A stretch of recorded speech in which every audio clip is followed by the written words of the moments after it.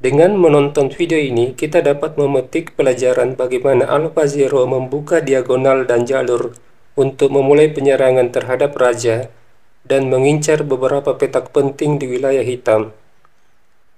Seperti yang Anda lihat, kedua pihak memiliki jumlah materi yang sama. Perbedaannya adalah Stockfish memiliki sepasang gajah dan AlphaZero memiliki kuda. Salah satu gaya permainan yang menjadi ciri khas dari AlphaZero adalah pengorbanan satu atau dua pion untuk membuka serangan. Di sini dia mengorbankan pion dengan F5. Poin utama dari pengorbanan pion ini adalah membuka jalur E dan berusaha sedapat mungkin agar diagonal gajah gelap terbuka. Jika hitam memukul pion F, pion didorong, mendapat tempo menyerang menteri dan menciptakan pion bebas yang menakutkan di wilayah hitam. Pion ini membatasi aktivitas gajah terang. Menteri bisa saja ke E7. Setelahnya putih melangkah menteri D2, mengendalikan diagonal D2 H6, dan mencoba jika ada kesempatan memasuki wilayah hitam melalui diagonal ini. Sekarang Anda perhatikan bagaimana dampak dari pengorbanan pion. Menteri dan benteng memiliki penguasaan ruang yang dominan. Kita kembali. Stockfish tidak memukul pion terlebih dahulu, tetapi mendahulukan gajah kali kuda. Setelah putih memukul gajah, barulah Stockfish memukul pion. Dengan pengorbanan pion, putih setidaknya memiliki 3 keuntungan. Yang pertama, dia memiliki pion bebas di jalur E.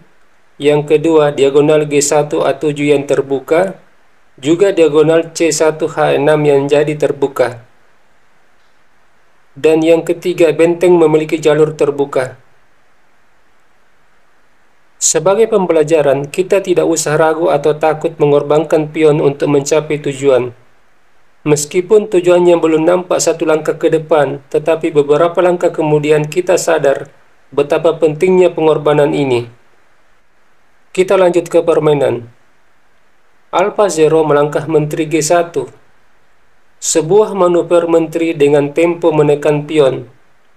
Tetapi tujuan utama dari langkah ini bukanlah menyerang pion. Bagaimanapun hitam pasti mempertahankan pion dengan dorong pion. Tujuan utama dari langkah menteri adalah mendominasi diagonal G1 A7 dan mengincar petak D4 dan E3 bagi menteri. Melalui petak D4 dan E3, menteri memiliki sasaran tembak. AlphaZero lalu menyerang benteng dengan gajah. Dan di saat yang sama mengosongkan petak D4 untuk ditempati menteri. Di sini Stockfish menggeser bentengnya. Kemudian menteri D4. Sebuah manuver menteri yang patut diwaspadai Stockfish. Sebab bisa saja AlphaZero menaruh gajah di belakang menteri.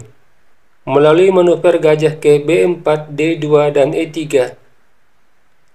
Keberadaan menteri di D4 juga memberi peluang terbukanya diagonal D4 H8 dengan dorong pion E5.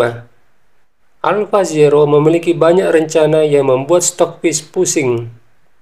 Stockfish lalu menutup pergerakan pion dengan menteri. Langkah ini juga upaya dari hitam mempertahankan baris 6, di mana menteri putih bisa saja ke petak B6. Dan seperti yang kita duga sebelumnya, di sini AlphaZero melakukan manuver gajah. Dijawab dengan gajah D7, lalu gajah D2, menteri C6, pergantian posisi antara gajah dan menteri. Sekarang gajah diberi tugas mengontrol petak E6, sementara menteri melindungi rajanya dari kemungkinan serangan menteri putih. Di langkah ke-45, AlphaZero kembali melakukan pengorbanan pion dengan E6. Untuk memenangkan permainan ini, putih tidak cukup mengontrol diagonal G1 A7.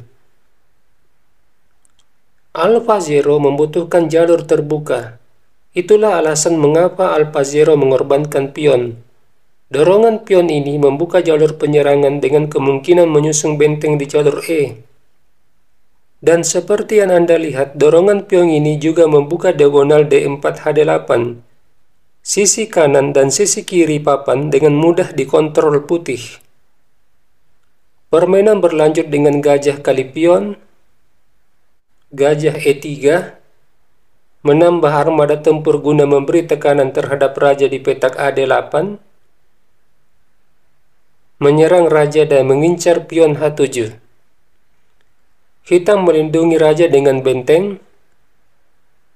Setelah Alfa Zero mengalihkan konsentrasi benteng melindungi raja, hal ini membuat benteng meninggalkan kendali atas jalur E.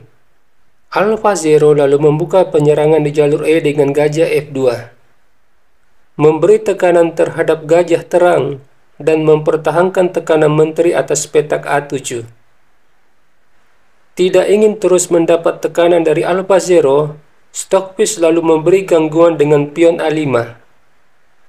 Alfa Zero benteng E2 berniat menyusung benteng, diikuti benteng A6, menambah perlindungan terhadap raja, kemudian benteng disusun, benteng ED8, Alfa Zero pion H6, sebuah dorongan pion yang memecah konsentrasi hitam. Dorongan pion ini sangat berbahaya, memberi dukungan bagi menteri di petak G7.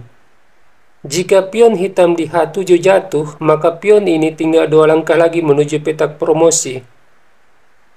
Di sini Stockfish menteri D7. Menteri diadu, memukul menteri akan mempercepat kekalahan hitam, sebab gajahnya berada dalam posisi zugzwang. Stockfish melangkah benteng E7, diikuti menteri F6, pion B4, sebuah serangan pion yang nantinya menjadi bumerang bagi hitam, sebab dengan sendirinya dia membongkar formasi pion yang melindungi rajanya. Alfa Zero lalu membawa menterinya ke D4. Di sini peranan menteri adalah menyeimbangkan posisi, mengontrol sisi kanan, sisi kiri, dan sentrum. Sebuah pola pergerakan yang harus Anda pahami. Keberadaan menteri mengontrol pion sentrum di D5, juga tetap mempertahankan tekanan terhadap petak A7, sehingga benteng dipaksa untuk menjaga petak A7. Stockfish melangkah menteri D6, menambah tekanan terhadap pion A3. Kemudian Alfa Zero melihat detail posisi yang sangat akurat. Di sini dia melihat keberadaan raja hitam di jalur B dan benteng atau menteri tidak bisa menduduki petak B6. Situasi ini harus dimanfaatkan. Di sini Alfa Zero ingin membuka serangan melalui jalur B. Hal yang harus dilakukan adalah membawa rajanya ke A1. Sebab itu dia melangkah raja B1. Stockfish menteri C7, gajah E3, pion B kali A. Langkah yang sangat berisiko, membuka jalur B. Dan inilah yang diinginkan Alfa Zero. Meskipun Stockfish memiliki pandangan yang didasarkan pada ide taktikal, setelah pion B kali A, pion F4 menyerang gajah. Dan jika gajah kali pion, menteri skak, hitam berhasil memaksa pertukaran menteri, menyederhanakan permainan. Tetapi semua hal ini tidak terjadi, sebab Alfa Zero memiliki pandangan luas. Dalam permainan yang penuh komplikasi, Alfa Zero dengan cerdik menaruh rajanya di A2, mengosongkan petak B1 untuk ditempati benteng. Hal yang sama juga dilakukan Stockfish. Raja menghindar dari jalur G. Disusul benteng B1, menteri CD8, putih pion C3, mengantisipasi dorongan pion hitam di C4, kemudian benteng B7, pion B kali A, menawarkan pertukaran benteng, diikuti benteng B3, pion A4, Sebuah langkah defense untuk mengantisipasi dorongan pion hitam di A4. Dilanjutkan gajah menyerang pion, benteng D2, pertukaran benteng, raja kali benteng, lalu gajah kali pion, benteng menyerang gajah, gajah dilindungi dengan menteri. Anda mungkin menilai posisi hitam baik-baik saja, tetapi sesungguhnya fakta di atas papan berbeda. Sebab petak A7 bagaikan hantu yang selalu membayangi hitam, di mana putih selalu memberi ancaman mat di petak tersebut. Hal ini membuat benteng terpaku menjaga petak A7. Alfa Zero kemudian memukul pion D5 sambil skak, membersihkan ranjau guna memuluskan pergerakan benteng di jalur D. Gajah C6, menteri C5, mempertahankan ancaman mat adalah hal yang harus dilakukan agar benteng menjadi pasif.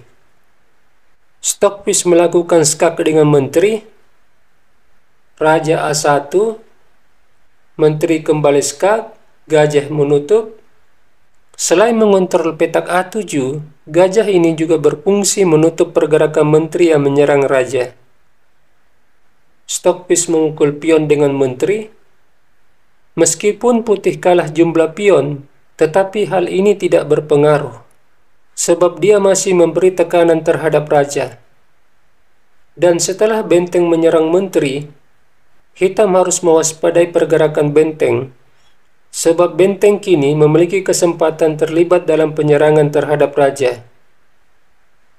Stockfish membawa menterinya ke E6.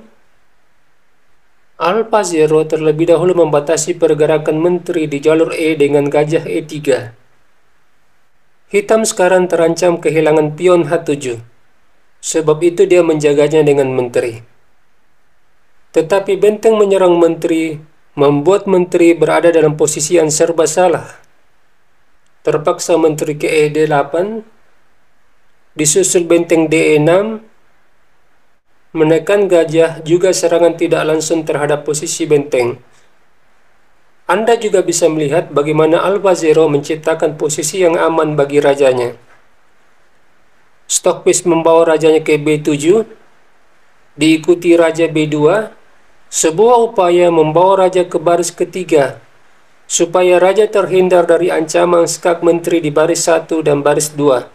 Jika raja berada di baris ketiga, hal ini membuat benteng dan gajah putih bebas bermanuver untuk meraih hasil maksimal. Stockfish menteri BD8, raja A2, menteri CD8, benteng D2, menteri ED8, raja A3, raja AD8. Sekarang raja putih sudah berada di baris ketiga. Ini merupakan keuntungan bagi putih di mana benteng dan gajah bisa bebas bergerak. Alfa Zero melangkah gajah G5, mengincar petak DD8. Stockfish lalu mencari celah dengan menteri E1.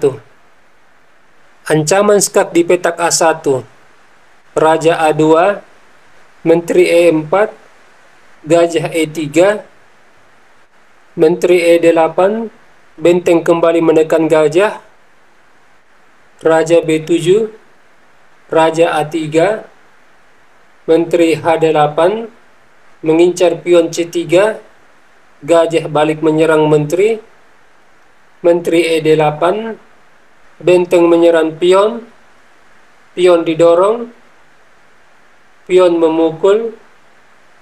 Kedua pihak memiliki pion bebas.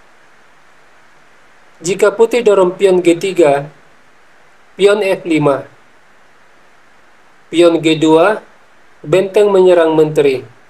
Masalah bagi hitam karena petak promosi di G1 dikontrol oleh gajah dan menteri. Hal ini tidak dilakukan Stockfish. Stockfish tidak dorong pion bebas, melainkan menteri D7.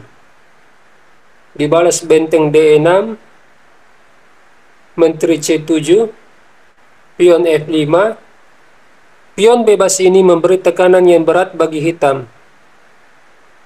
Stockfish selalu mengantisipasi dengan gajah D7, mengakibatkan Alpha Zero segera menyederhanakan bangunan catur dengan menukar menteri, raja kali menteri, disusul benteng kali benteng, putih kini unggul satu benteng, gajah kali pion, benteng F6, gajah C2, raja B2, Stockfish menyerah. Demikianlah video ini, sampai jumpa di lain waktu.